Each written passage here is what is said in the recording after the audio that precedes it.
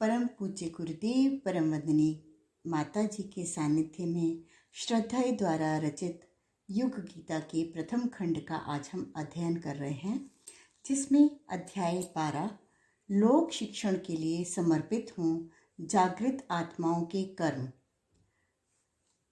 इसमें श्रद्धेय हमें बता रहे हैं, इस अध्याय के 16वें श्लोक में भगवान पार्थ से कहते हैं, जो पुरुष इस लोक में इस प्रकार परंपरा से प्रचलित सृष्टि चक्र के अनुकूल आचरण नहीं करता, अपने कर्तव्यों का पालन नहीं करता, वह इंद्रियों के द्वारा भोगों में रमण करने वाला पुरुष पापमय जीवन ही बिताता एवं एक प्रकार से व्यर्थ ही जीता है। यहाँ अर्जुन को और उसके माध्यम से हम सबको परमात्मा पर ब्रह्म के रूप में श्री कृष्ण की सत्ता समेत मानव जाति को एक चेतावनी दे रही है कि यदि मनुष्य स्थापित कर्म चक्र की विधा के विरुद्ध चलेगा तो उसका परिणाम आत्मघाती विनाशकारी होगा। प्रकृति मात्र एक नियम, एक विधि व्यवस्था का नाम है। वह किसी मनुहार से प्रसन्न होने वाली नहीं है। वह तो मात्र नियंत्रण जानती है एवं उसके लिए कर्तव्य परायणता, पृथ्वी प्रकृति के साथ सामंजस्य, पारस्परिक सहकार की जीवन साधना सबसे पहली शर्त है। आज हम प्रकृति की विभिन्न शक्तियों का रचनात्मक नियोजन कर, चाहे बांध बनाकर, चाहे विभिन्न स्रोतों से उनका दोहन कर जन साधारण के जीवन को सुखी समुन्नत बनाने का प्रयास कर रहे हैं। विगत 150 वर्षों का इतिहास विज्ञान की प्रगति का, प्रकृति के संसाधनों के दोहन व सुनियोजन का इतिहास है। किंतु जो भी इकोलॉजिकल अनुशासन प्रकृति चक्र के विरुद्ध खड़ा होने की हिम्मत करेगा, वह उस महान कर्म चक्र द्वारा निर्दयता पूर्वक कुचल दिया जाएगा। यह एक कढ़ाई के साथ दी जा रही चेतावनी है जो भगवान के श्री मुख से निकली है। मनुष्य जन्म मात्र भोगवादी जीवन, उपभोग प्रधान जीवन जीने के लिए नहीं है। जब तक हमारे कर्मों में यज्ञ भावना का समावेश नहीं होगा, सहकारी कर्म की सार्वभौमिक सिद्धांतों को हम महत्व नहीं देंगे, हमारा अस्तित्व खतरे में ही रहेगा। मानव सुख से धरती पर रह रहे इसे स्वर्ग समान बना सके, इसी के लिए श्री कृष्ण का यह शाश्वत संदेश इस श्लोक में मुखरित हुआ है। आज के इस वैज्ञानिक युग में आश्चर्य भी होता है कि स्पष्ट सुनियोजित विधि व्यवस्था बनाने के बाद भी मनुष्य को असफलता का मुंह देखना पड़ता है। अहम केंद्रित इच्छाओं में टकराहट क्यों देखी जाती है? भव बंधनों से छुड़ाने वाले एक चिकित्सक के रूप में योगेश्वर कहते हैं कि मनुष्य की इस असफलता का कारण है उसका मात्र इंद्रियों में रमण करना। इंद्रिया रामः शब्द जो 16वें श्लोक में आया है, बड़ी खूबसूरती से यहाँ रखा गया है। इसका अर्थ होता है एक तुच्छ कामातुर व्यक्ति, एक ऐसा असंयमी जिसके लिए मानो नर कीटक का, नर पशु का जीवन ही सब कुछ है। मानवीय गरिमा के अनुरूप जीवन जीने की बात तो बहुत दूर, वह सम्मानपूर्वक श्रेष्ठ जीवन में नहीं जी पाता। विषय वासनाओं से युक्त व्यक्ति पापमय जीवन ही बिताता रहता है। ऐसा वासुदेव का मत है एवं ऐसा जीवन व्यर्थ का ही जीवन है जिसे वह भोगते भोगते किसी प्रकार काटता है। मोघम पार्थ सजीवति। पूरा श्लोक सबको पुनः याद दिलाने के लिए इस प्रकार है। एवं प्रवर्तितम चक्रम नानुवर्तयति यः अघायोरिंद्रिया रामो मोघम पार्थ सजीवति। परम पूज्य गुरुदेव ने इसी श्लोक में उद्धृत तथ्यों को प्रज्ञा अभियान के संयुक्तार्थ विशेषांक में बड़े स्पष्ट ढंग से लिखा है। नर पामर और नर मानव की विभाजन रेखा शीर्षक से एक लेख में इसमें पूज्यवर लिखते हैं, नर पामर का अर्थ है पशु प्रवृत्तियों में निरत पेट प्रजनन की सीमा में सीमाबद्ध आबद्ध स्वार्थ अंधता। नर मानव का अर्थ है वह व्यक्ति जिसे पारिवारिकता और सामाजिकता के साथ जुड़े हुए अनुबंधों के प्रति विश्वास और परिपालन का साहस है। प्रकृति से तो नर पामर, नर वानर, नर मानव, नर पिशाच, नर नारायण सभी के अंग अवयव एक जैसे होते हैं, किंतु अंतर एक ही समझ में आता है। जब उनकी प्रकृति की जांच की जाती है। उपयुक्त 2 उद्धरणों में मानवीय गरिमा का हवाला देते हुए यही बात कही गई है जो 16वें श्लोक के उत्तरार्ध में भगवान ने समझाई है। वे लिखते हैं, मानवीय गरिमा का क्षेत्र असाधारण महत्व का है। उसे अपनाने वाले स्वयं जलयान की तरह उफनती नदी को चीरते हुए उस पर जा पहुंचते हैं। इतना ही नहीं, वे असंख्यों को अपने ऊपर लाद कर पार करने में भी समर्थ हुए हैं।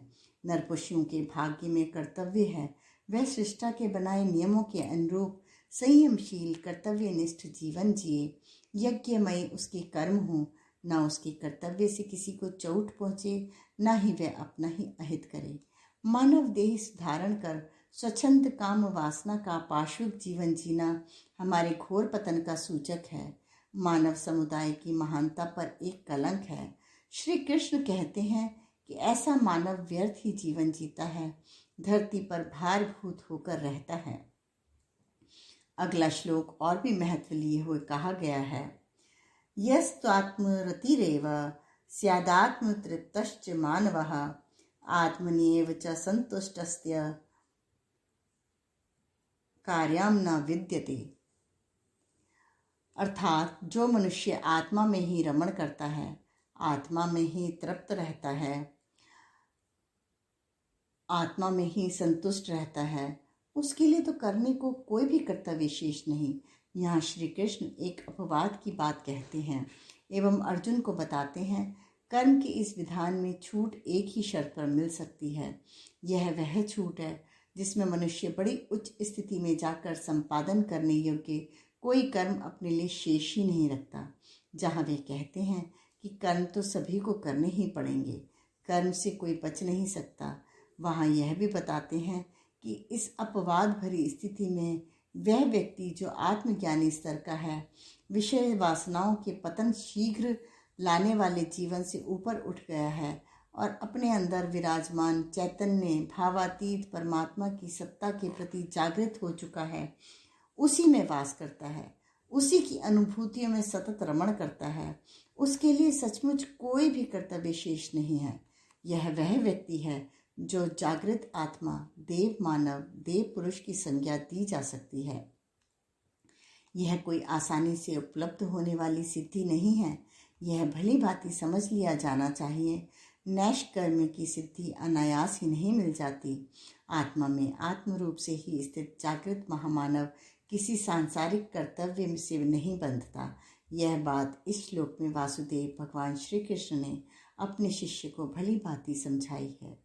क्रमशः उच्चतर सीढ़ी चढ़ाते हुए भगवान अपने शिष्य के माध्यम से हम सबको अपने अहंकार को मारकर ऊपर उठना सिखा रहे हैं। सबसे पहले अहम भावना यह दावा करती थी, ये हम कर्म हमारे हैं।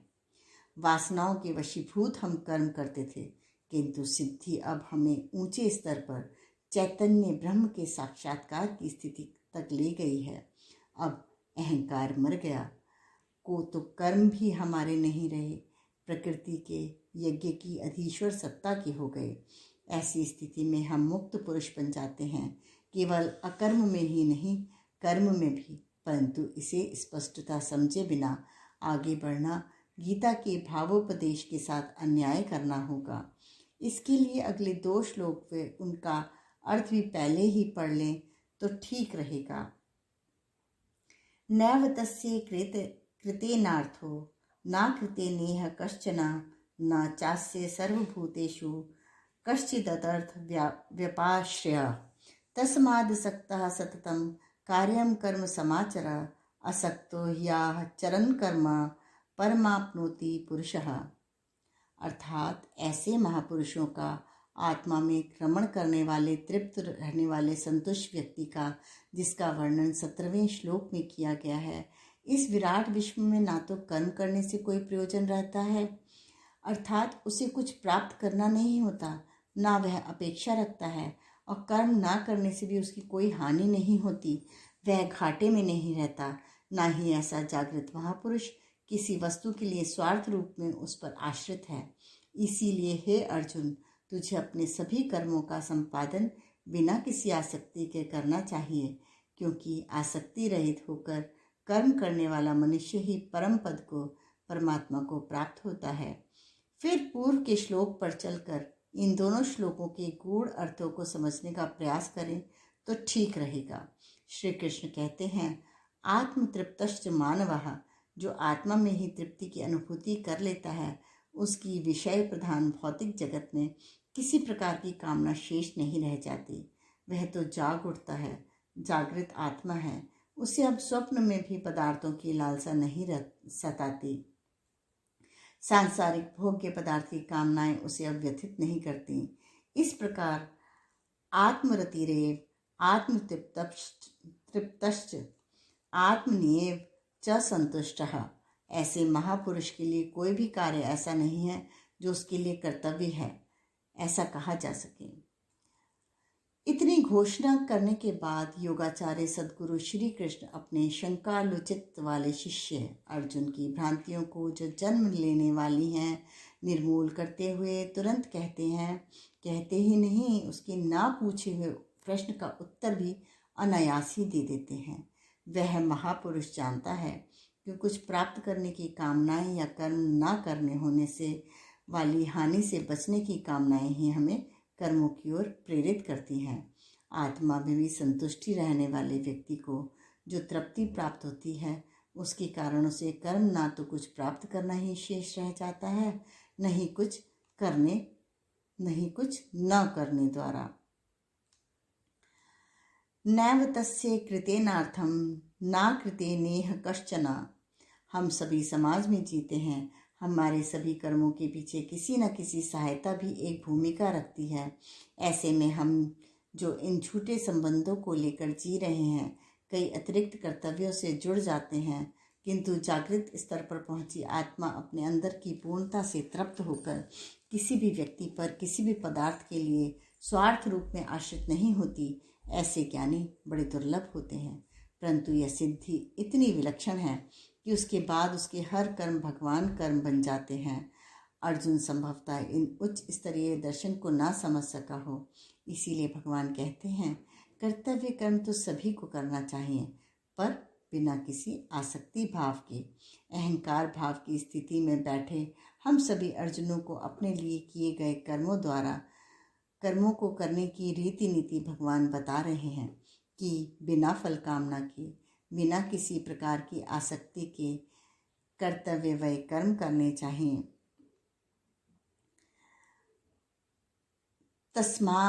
तस्माद् असक्तः सततम कार्यम कर्म समाचर। ये कर्तव्य कर्म क्या हैं? जीवनचर्या के साथ दैनंदिन किए जाने वाले कर्म तथा विशिष्ट दायित्व आने पर, विशेष अवसरों पर, युग धर्म की पुकार पर किए जाने वाले कर्म। आसक्ति रहित होने का अर्थ है अपना अहंकार और अहम केंद्रित कामनाओं दोनों को ही मूलतः समाप्त कर देना। इस तरह की जीवन जीने की शैली सीखते ही मानवीय मन में संव्याप्त वासनाएं समाप्त हो जाती हैं। हृदय शांति और आनंद से भर जाता है। इस शांत मन में ही वह परमात्म सत्ता के दर्शन कर पाता है। क्या आसक्ति रहित होकर मात्र लोक कल्याण के भाव से कर्म कर पाना संभव है? परम पूज्य गुरुदेव की लेखनी इसका उत्तर देती है। वे लिखते हैं, साधु ब्राह्मणों के देव समुदाय से पूछना पड़ेगा कि वे व्यक्तिगत सुविधाओं में कटौती करके सत प्रवृत्ति संवर्धन की सेवा और साधना के लिए क्यों अपने को समर्पित करते हैं। ऋषिगण भी विलासियों की तरह साधन सामग्री उपार्जित कर सकते थे, फिर क्यों उन्होंने गरीब जैसा बाना पहना? इसका उत्तर भी उस समाधान के साथ जुड़ा हुआ है जिसमें दबाने की तुलना में खिलाने के जायके को अधिक स्वादिष्ट बताया गया है। नाचते हुए शब्दों की तरह लिखा उपयुक्त कथन भारतीय संस्कृति की मूल आत्मा का प्रतिनिधित्व करता है। स्वार्थ के लिए हमारे कर्म ना हो, परमार्थ के लिए समर्पित हमारे कर्म हो। आसक्ति रहित होकर कर्म करने से व्यक्ति परम पद पर प्राप्त कर लेता है। असक्ता ह्याचरन् कर्म परमाप्नोति पुरुषः। इस कथन को योगेश्वर श्री कृष्ण अगले श्लोक में उद्धृत कर उदाहरण के साथ सिद्ध भी करते हैं। कर्मणैव हि संसिद्धि मा स्थिता जनकादयः लोक संग्रह में वापी समपश्यन कर्तुर्महर्षि। अर्थात जनक आदि ज्ञानी जन भी आसक्ति रहित कर्म द्वारा ही परम सिद्धि को प्राप्त हुए थे। अतः लोक संग्रह, लोक शिक्षण, मार्गदर्शन को देखते हुए भी तुझे कर्म करना चाहिए। जनक राजा होते भी वे विदेह कहलाते थे। उन्हें किसी लौकिक पदार्थ से कोई आसक्ति नहीं थी। ऐसे ही ज्ञानी जनों ने सदैव परम सिद्धि प्राप्त की है। ऐसे ही व्यक्ति अपने आचरण से लोक शिक्षण कर पाते हैं, जन जन को मार्गदर्शन दे पाते हैं। निष्काम कर्म भगवान के लिए किया गया है, कर्म है। ऐसा कैसे किया जाता है? इसके लिए भगवान को जनक से श्रेष्ठ कोई उदाहरण मिल भी कैसे सकता था? वही उन्होंने दिया भी है। जनक उत्कृष्ट कोटि के साधक भी थे, जिज्ञासु भी। मिथिला के नरेश भी अपने निर्वाह के लिए खेती करके अन्न उपजाते थे। राज्य का एक पैसा भी नहीं लेते थे। उनके 2 गुरु थे, एक थे अष्टावक्र, दूसरे याज्ञवल्क्य। अष्टावक्र ज्ञानी थे एवं याज्ञवल्क्य योगी। अष्टावक्र गीता में उनके व जनक के बीच संवाद की चर्चा आती है। एक बार मिथिला में सत्संग का आयोजन हुआ। अधिष्ठाता थे महर्षि व्यास। सभी ज्ञानी तपस्वी आए हुए थे। प्रवचन दिए जा रहे थे। देह, माया, वेदांत, परब्रह्म सभी विषयों पर तर्क सम्मत उक्तियों के साथ चर्चाएं हो रही थी। इसी बीच महर्षि व्यास ने उठकर कहा कि बिना जनक के सभा फीकी है। उनके आने के बाद ही अगला सत्र करेंगे। सभी ज्ञानी ऋषि मुनियों को लगा कि एक साधारण राजा जनक के लिए व्यास जी सत्र क्यों रोक रहे हैं। एक सामान्य ग्रस्त राजा के लिए ऋषिगण क्यों रुकें? वे व्यास जी से जूझ पड़े। कहने लगे, आप हम में व राजा में अंतर नहीं समझते? महर्षि धैर्य रखते हुए बोले, ऋषिगणों, जनक को आने दीजिए। उनके आचरण से आपको पता चल जाएगा क्यों हमने उन्हें इतना विशिष्ट माना है। जनक आए, चूंकि देरी से आए थे तो सबसे क्षमा मांगी। जैसे ही वे आकर बैठे, महर्षि व्यास ने योग बल से चारों ओर अग्नि प्रज्वलित कर दी। चारों तरफ आग आग देकर ऋषिगण दौड़ पड़े। किसी के कौपीन, अंग वस्त्र आदि सूख रहे थे, उन्हें बचाने लगे। व्यास ऋषि बोले, भाई आप सब दौड़ क्यों रहे हैं? यह शरीर तो एक दिन समाप्त होना ही है। आत्मा कभी नहीं मरती और हम सभी आत्मज्ञान की बातें कर रहे थे। आप सब इन लौकिक बातों के लिए, लौकिक पदार्थों के लिए, अपनी शरीर रक्षा के लिए क्यों दौड़ रहे हैं? ऋषिगणों ने देखा कि जनक नहीं दौड़े, अपने स्थान से हिले भी नहीं, हटे भी नहीं। महर्षि व्यास ने कहा कि आप एक क्षण रुक कर जनक की बात सुन लें, आपको समाधान मिल जाएगा। जनक ने कहा, मिथिलायाम प्रदीप्तायाम न में दह्यते किंचन।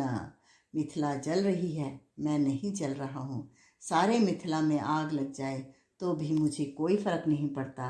राजकाज की व्यवस्था मैं करके आया हूँ। काम कोई न कोई करता ही रहेगा। भगवान ने आग लगाई है, वह मात्र शरीर को ही तो कष्ट देगी। भगवान देखेगा कि मुझे क्या करना है। योग बल से आग बुझ गई। सभी ऋषि जान गए जनक विदेह क्यों कहे जाते हैं, विशिष्ट क्यों हैं। अनासक्त कर्मयोगी का एक विशेष सर्वश्रेष्ठ उदाहरण अपने शिष्य के सम्मुख भगवान ने प्रस्तुत किया है। बिना आसक्ति के प्रभु की पूजा मानकर हम सभी अपने कार्यों को संपादित करें, जैसे जनक करते थे। यह आदेश ईश्वर का है। जनकादय में उन्होंने जनक जैसे और कई औरों को भी संकेत किया है, यथा प्रहलाद, अम्बरीश, इक्ष्वाकु, अश्वपति आदि। जनक को मॉडल मानकर उनका नाम मात्र ले लिया है। यह महर्षि वेदव्यास के काव्य की पराकाष्ठा का प्रतीक है कि वे किस प्रकार श्रेष्ठ जनों के उदाहरणों से जन जन को शिक्षण पहुंचाना चाह रहे हैं। अर्जुन युद्ध करें या ना करें, भगवान उससे कह रहे हैं कि उसे लोक संग्रह के लिए, लोक शिक्षण के लिए, अपने लिए निर्धारित मानवीय गरिमा के अनुरूप युग धर्म के निमित्त तय कर्मों को संपादित करना चाहिए। समाज का पिछड़ा तबका मार्गदर्शन ऐसे लोक नायकों से ही मार्गदर्शन पाता है। समाज का शिक्षित, प्रबुद्ध, प्रतिभावान तबका यदि कर्तव्य पथ से हट जाएगा तो समाज का क्या होगा। लोक संग्रह मेवापि संपश्यन, लोग शिक्षण के लिए, युगानुकूल समस्याओं को हल करने के लिए, जीवन जीने की कला का शिक्षण देने के लिए सुलझे हुए व्यक्तित्व वाले महामानवों की आवश्यकता है।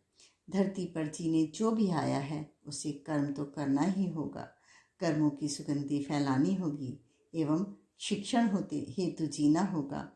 ऐसे व्यक्तियों के व्यक्तिगत कर्म भी समाज पर एक अमिट छाप छोड़ते हैं। इसीलिए वे अर्जुन के माध्यम से सभी जागृत आत्माओं को एक उद्बोधन दे रहे हैं।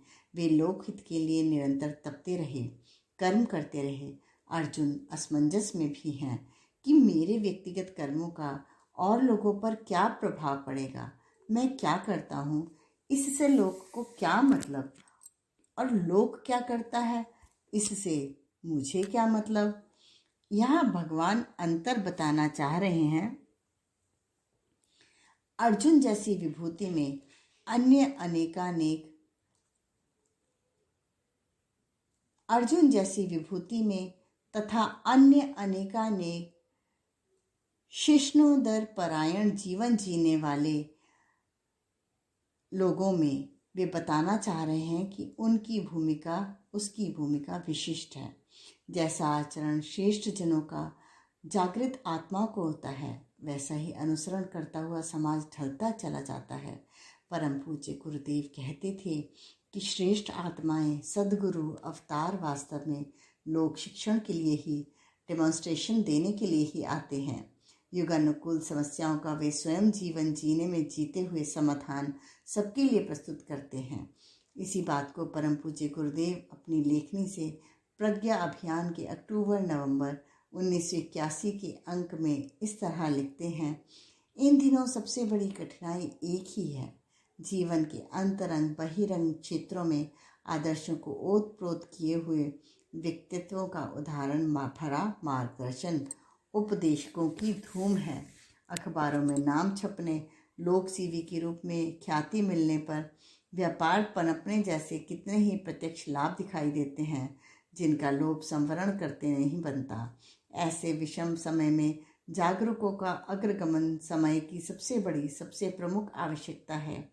इसकी पूर्ति के लिए प्राणवान प्रज्ञा परिजनों को ही अपना उदाहरण प्रस्तुत करना चाहिए। वे जागेंगे तभी तो अन्य जागेंगे। इस उद्धरण से लोक संग्रह वाले परम सत्ता के उपदेश को समझा जा सकता है। आज के स्वाध्याय का क्रम यहीं समाप्त होता है। धन्यवाद।